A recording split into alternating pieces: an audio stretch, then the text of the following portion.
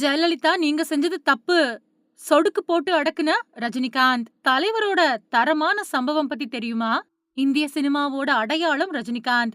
75 வயசு ஆனாலும் இன்னமும் இளம் ஹீரோக்களுக்கு போட்டியா திகழ்ந்துகிட்டு இருக்காரு. கடைசியா அவர் நடிப்புல வெளியான கூலி படம் தோல்விய சந்திச்சது. அடுத்ததா ஜெயிலர் 2, தலைவர் 173, KHXRK இந்த மாதிரியான படங்கள் வரப்போகுது. 3 படங்களும் கண்டிப்பா பந்தயம் அடிக்கும் அப்படின்னு எதிர்பார்க்கப்படுது. இந்த சூழல்ல திமுகவோட மிரட்டலால தான் ரஜினி அரசியலுக்கு வரல அப்படின்னு ஆதவ் அர்ஜுனா சொன்னதுக்கு அப்புறமா சூப்பர் ஸ்டாரோட பழைய சம்பவங்கள் மறுபடியும் ட்ரெண்ட் ஆயிருக்கு. ரஜினிகாந்துக்கு இப்போ 75 வயசு ஆகுது. ஆனாலும் அசராம நடிச்சிட்டு இருக்காரு. அவரோட உழைப்ப பார்த்து எல்லாருமே பிரமிச்சு போயிருக்காங்க. இப்படி தன்னோட கெரியர்லயும், குடும்பத்திலயும் மட்டுமே கவனம் செலுத்திட்டு வராரு சூப்பர் ஸ்டார். ஆனா தாவேகாவ சேர்ந்த ஆதவ் அர்ஜுனாவோ திமுகவோட மிரட்டலுக்கு பயந்து தான் ரஜினி அரசியலுக்கு வரல. அந்த மிரட்டல தாங்கறதுக்கு அப்போ அவருக்கு வலிமை இல்ல அப்படின்னு போற போக்குல ஒரு கருத்த சொல்லிட்டு போயிட்டாரு. ஆதவ் அப்படி பேசினதுக்கு கடும் கண்டனங்கள் வலுத்துக்கிட்டு வருது. நக்கீரன் கோபால், திருமாவளவன், சூப்பர் சுப்பு அப்புறம் ரஜினியோட ரசிகர்கள் எல்லாருமே ஆதவையும், விஜயையும் வெளு வெளுன்னு வெளுத்துக்கிட்டு இருக்காங்க.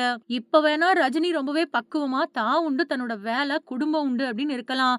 ஆனா 90கள்ல எல்லாம் அவரோட ரேஞ்சே வேறயா இருந்துச்சு. எதுவா இருந்தாலும், யாரா இருந்தாலும் தன்னோட மனசுல பட்டத அப்படியே பேசிடுவாரு. அதன் காரணமா எக்கச்சக்கமான பிரச்சனைகளையும் சந்திச்சிருக்காரு. குறிப்பா அரசியல் தலைவர்கள்ல அவருக்கும் ஜெயலலிதாவுக்கும் தான் 7ஆம் பொருத்தமா இருந்துச்சு. 2 பேரும் போயஸ் கார்டன் தான். அப்பவே பிரச்சனை ஆரம்பிச்சிருச்சு. அதுக்கு பின்னாடி நடிகர் திலகம் சிவாஜி கணேசனுக்கு வழங்கப்பட்ட செவாலியே விருது விழாவுல இந்த பிரச்சனை அடுத்த கட்டத்துக்கு நகர்ந்துச்சு அப்படின்னு தான் சொல்லணும். அப்போதைக்கு அது பெரிய பரபரப்பையே ஏற்படுத்துச்சு. அதாவது எல்லாரும் வந்து உட்கார்ந்த பின்னாடி சிவாஜி வரணும், எல்லாரும் எழுந்து நிக்கணும் அப்படிங்கிறது ரஜினியோட பிளான். ஆனா ஜெயலலிதா அந்த விழாவுக்கு லேட்டா தான் வந்தாங்க. அதுவே ரஜினிக்கு பிடிக்கல.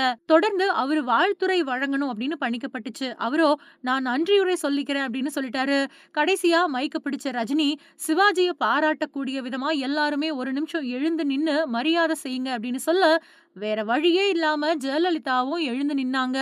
அதுக்கப்புறமா பேச ஆரம்பிச்ச அவரு ஜெயலலிதாவை நோக்கி சொடக்கு போட்டு நீங்க திறந்து வச்சீங்களே பிலிம் சிட்டி, அப்பவே சிவாஜி சாரையும் கூப்பிட்டு அந்த மேடையில உட்கார வச்சு கௌரவம் செஞ்சிருக்கணும். நீங்க அத செய்யல, அவரை மதிக்கல. அத செய்யாதது தப்பு. தப்பு செய்யறது மனித இயல்பு. தப்ப திருத்திக் கொள்றது மனிதத்தனம்.